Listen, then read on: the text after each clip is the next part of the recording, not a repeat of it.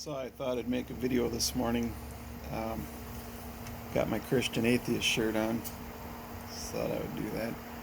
So I listened to a lot of Christian and atheist debates, and I thought I kind of put my thoughts together on that. I think a lot, and so this video is going to be about debate tactics, and I thought I would start out, and specifically, this is more towards atheists, kind of advice for atheists, but hopefully it'll get Christians to think too.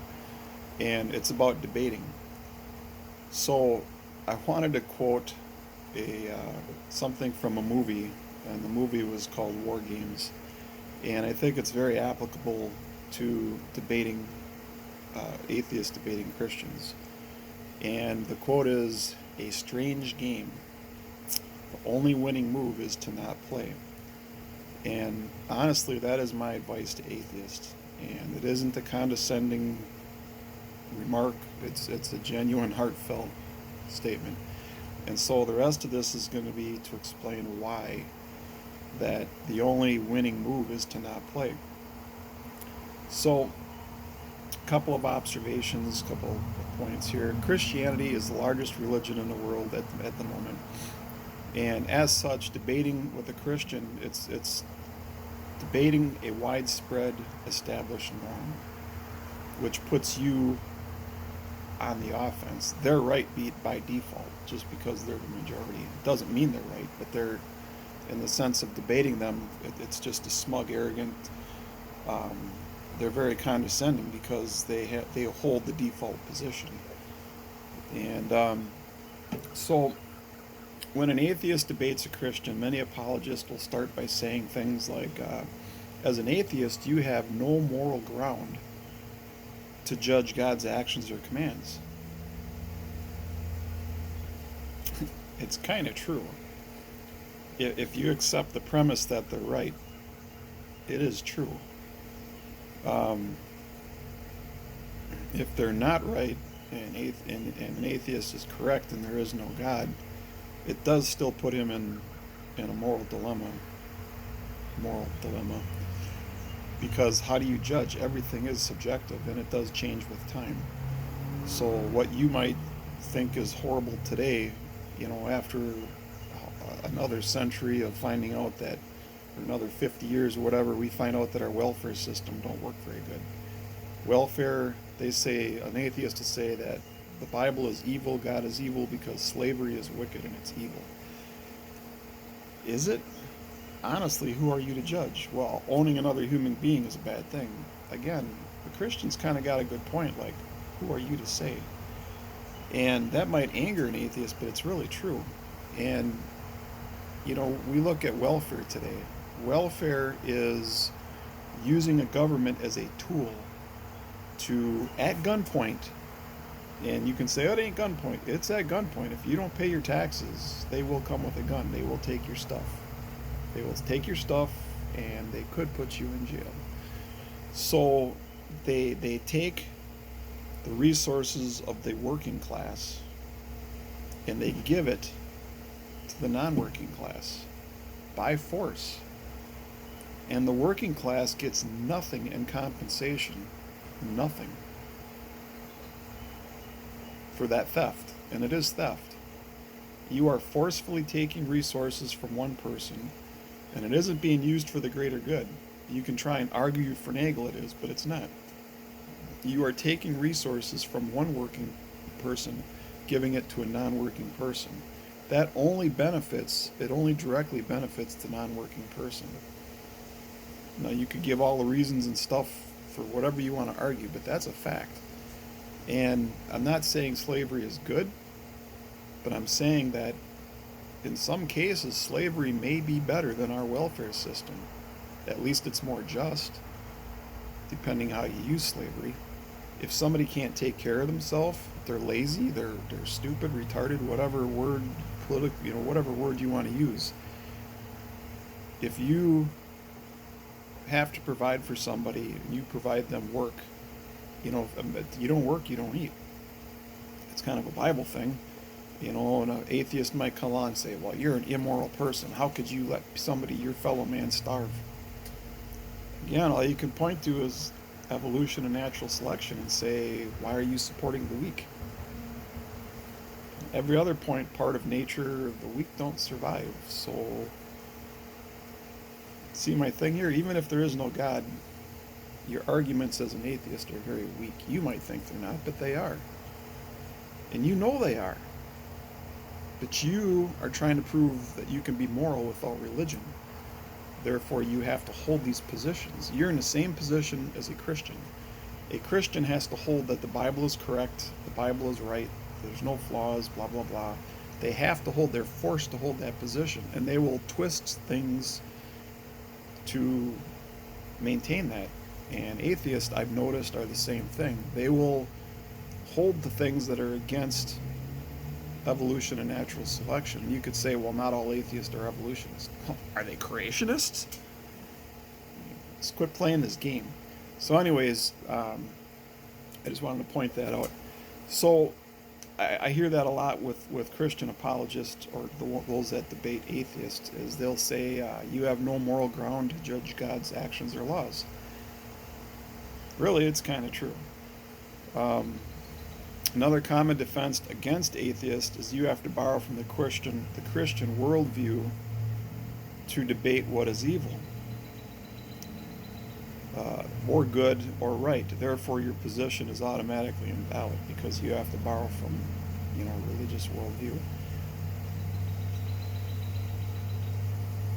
Again, how do you argue against that? It's kind of true. You could say if there is no God, then religion is just the extension of the social conscious, and therefore it's an accepted, we accept as a consensus what is evil. But again, an atheist will have to admit that that does change over time. So, starting to see where I'm going here. Lastly, a Christian apologist will point out that an unbeliever or an atheist or skeptic cannot judge the Bible at all or tell a Christian what it says by quoting it, because it requires revelation of God to understand, leaving the atheist, skeptic, or unbeliever at the mercy of the Christians interpreting it, if any. I'm kind of like reading off here what I wrote. Let me say this again. A Christian apologist will point out that an unbeliever and skeptic or an atheist cannot judge the Bible or tell a Christian what it says by quoting certain texts or references, because it requires revelation by God to understand what it means. Therefore, leaving the atheist, the skeptic, or the unbeliever at the mercy of the Christian to interpret whatever texts are brought forth. It's another catch-22. When you play in their sandbox, they get to tell you what the rules are. No matter how right you are in reading the English text in the United States, anyways, the English text, you're wrong by default. Even though you may not be wrong by reading the actual, the grammar and everything is correct, and if you read it according to normal grammatical laws or rules, that's what it would say. The Christian can still come along and say, well, you just don't understand because you don't have revelation. And they'll point to something in the Bible that says that it says you cannot understand unless you have revelation. So you're in a catch-22. If you play in their sandbox, you got to play by their rules, you lose. So it goes right back to, it's a strange game. The only way to win is to not play. I think what this reveals is religion is not built upon the words of a holy book, but the apologists who tell you what it really means. Most attempts from even new believers in a religion are rebuked often when they question what they read. They're quickly corrected. And this correction is needed because the new convert gets from the text what it's actually saying, and it's usually damaging to the currently held beliefs of the group that they're in. And it's this point I see most atheists attempt to point out, but they fail at it because of the reasons I just cited. You're playing in their sandbox, therefore you can't judge. You just can't.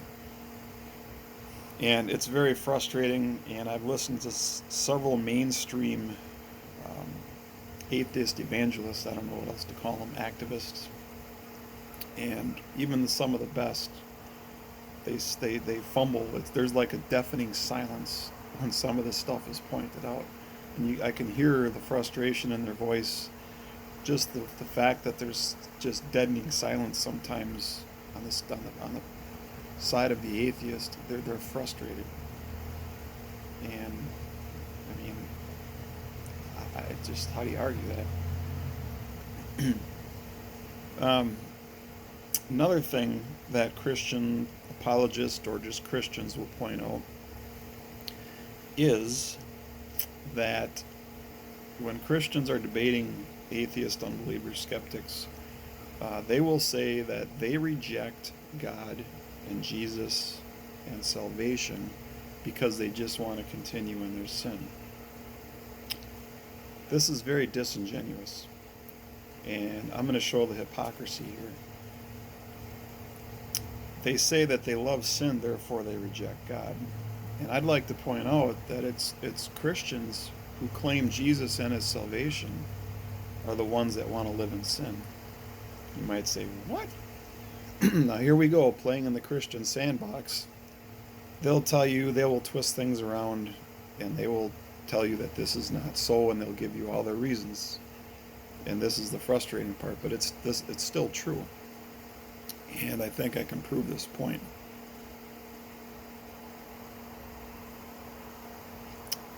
The Bible says in the New Testament that sin is the transgression of the law.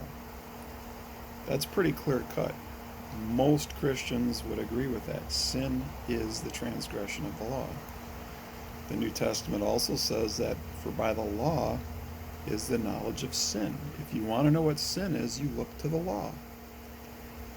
Most will agree that that is true so far. Here's where they'll start doing hopscotch and song and dance and smoke and mirrors. In Deuteronomy 4, we find that the law was to be the be-all, end-all of all laws. It was to be praised. It says that the law was said to be envied by all the nations round about. They would look at the law and say, wow, you guys got some righteous laws. Oh, your God is awesome that gave you these laws. Like, you guys are so wise. So that's what God says about his law. And you see what the New Testament says about the law. The law gives the knowledge of sin. Sin is the transgression of the law. Right? Here's where Christians use Jesus to continue in sin.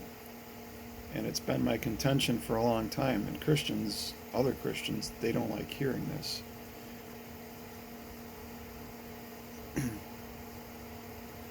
Do you keep the Sabbath day as a Christian? No. Don't have to, huh? Oh, that's right. Christ is your Sabbath. See, you took a command, you twisted it around to say that, see, I don't have to keep that. Graven images. Do you have idols in your house? Go back to Webster 1828 dictionary. It says that a doll is an idol. Do you have idols in your house? Statues, puppets, toys, figurines. You got fountains out in your yard with naked people in them. Those are idols. Dietary laws. Do you eat bacon? Bacon! Do you eat bacon? Do you have that ham for Easter? Ishtar. Do you? Oh, we're not under the law. Gotcha. That's what you were thinking. Boom, you're burned. Those things were sin. Remember, sin is the transgression of the law. If you want to know what sin is, the law shows you what sin is. You're a sinner. You intentionally choose to sin. You use Jesus as an excuse to sin. Slavery. The law says slavery is just fine. In fact, it tells you how to keep your slaves, how to treat slaves that were Hebrews, how to treat slaves that were not Hebrews, females, all that stuff. Selling your daughter.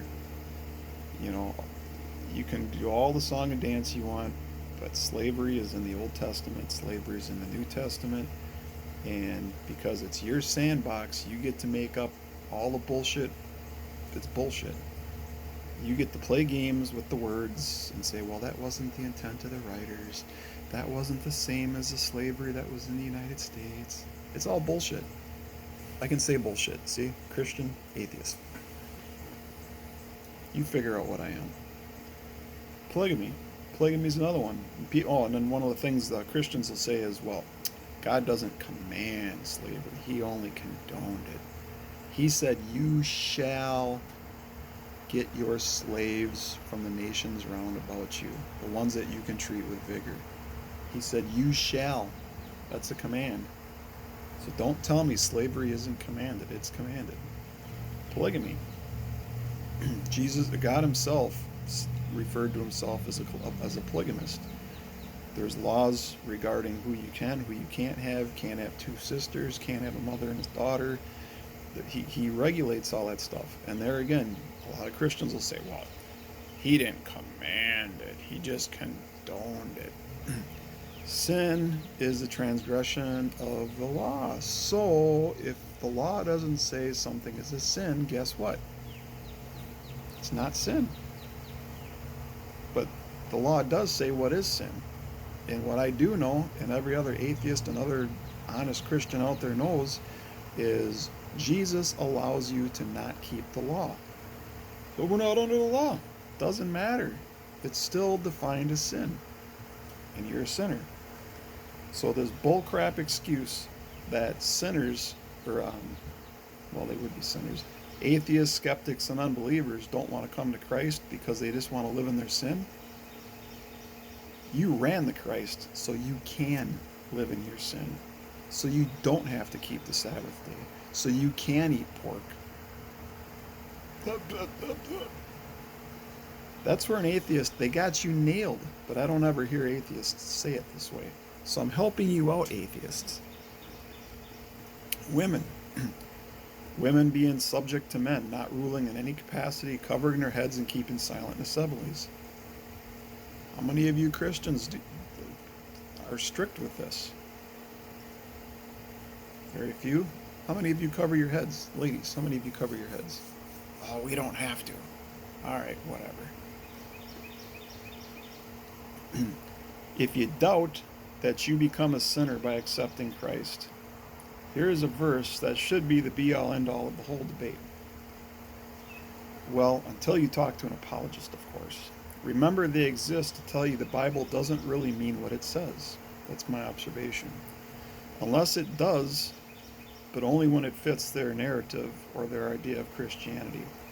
And this will depend on which denomination they are and or which Bible they read from. Confused? Now you see why atheists have such a hard time debating with Christians. Here's the verse. But if, while we seek to be justified by Christ, we ourselves also are found sinners, is Christ therefore the minister of sin? God forbid. You can say that Christ isn't a minister of sin, but you can't say that statement negates what Paul just said. You become a sinner when you seek to be justified by Christ.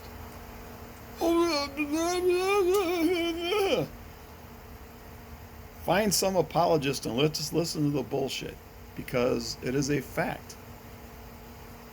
If you don't keep the Sabbath day, you are a sinner. If you eat pork, you are a sinner. If you have graven images, you are a sinner. There's a whole list of other stuff. I'm just picking the obvious ones. So Paul is just pointing out the obvious. When you seek to be justified by Christ, you're not under the law, right? And as such, you're not under the law, which means you don't have to keep the law, right? Makes you a sinner. But I'm not under the law. You're still a sinner. And Paul just said, when you seek to be justified by Christ, you become a sinner.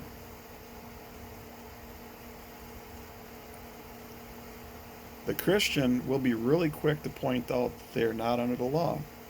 They don't have to obey it. The problem is sin is still defined as transgression of the law. By default, then, if you don't keep the law, you are in fact a sinner. And Paul clearly points this out. When an atheist points out that slavery is in the Bible and bad, for example, and is evil, a few things will be asserted by the Christian and or by the apologist. You cannot judge it as evil because there is no objective morality in an atheist worldview, or they get to decide what the verse really means through divine revelation. Checkmate, atheist. And I kind of pointed this out. I'm just reiterating a little bit. So, how do you win a debate with a Christian? You don't play the game. You lose every time. You will lose.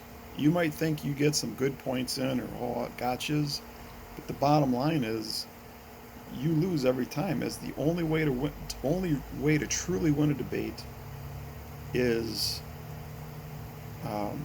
to get your opponent to acknowledge or accept that he or she is wrong. That's really the only true way of winning a debate. Getting them to stumble or fumble in their words or whatever, that's not winning a debate. That's just being a better debater. And I'm going to say this again. Unless you can get your opponent in any form to admit they're wrong, you never win a debate. So good luck with that. So how do you win? Christians are part of the path. They are not the path to the truth. If you read the Bible, you will find that those that are written about, they were given commands throughout the Bible, and you'll also find as reading through the Bible that they abandoned it. And the reason they abandoned it is it failed. I mean, like the law, it says if you do these things, good things will happen. If you do these things, bad things will happen. If you do good things, you'll get rain. If you do bad things, you won't get rain. If you do good things, you'll be blessed. You'll have lots of children. If you do bad things, you'll have all kinds of diseases and you'll be barren. That failed. And so you can see as you read, they abandon it. And even into the New Testament, I mean, over time, people keep abandoning what's written. They abandon it because it doesn't work. But they hold on to it as a concept and they build upon it. And then what exists isn't even what started. It's evolved. So you really could throw the Bible away and Christianity would go along just fine because they really don't use the Bible. They only use it in the sense of like, hey, this is my authority, but then they really don't use it as their authority.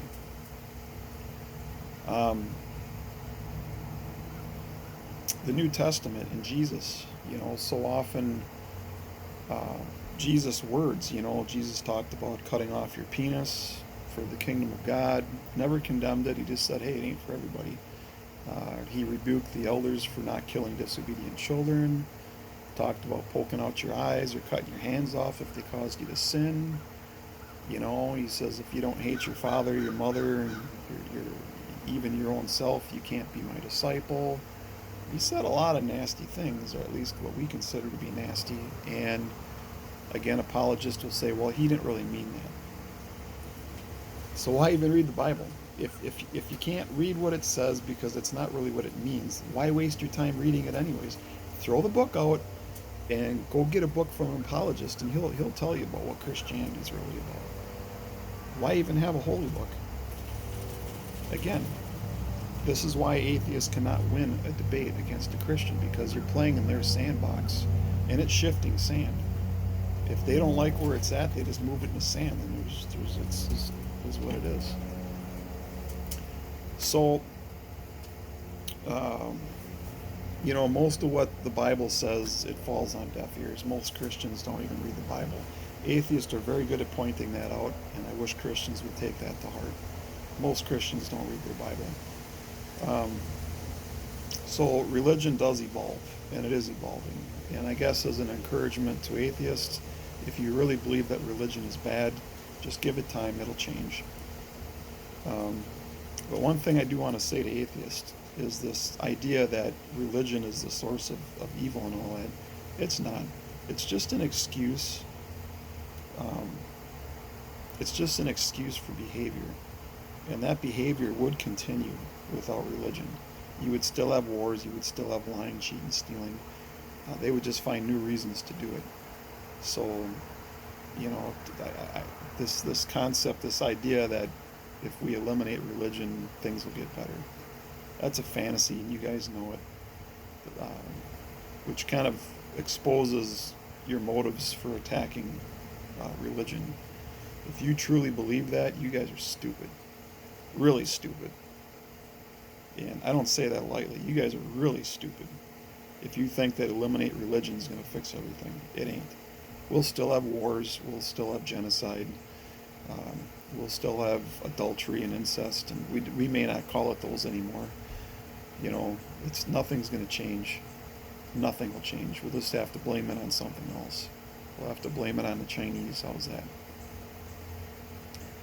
So that's all I got. And just to kind of sum up, you know, the only way to win is to not play.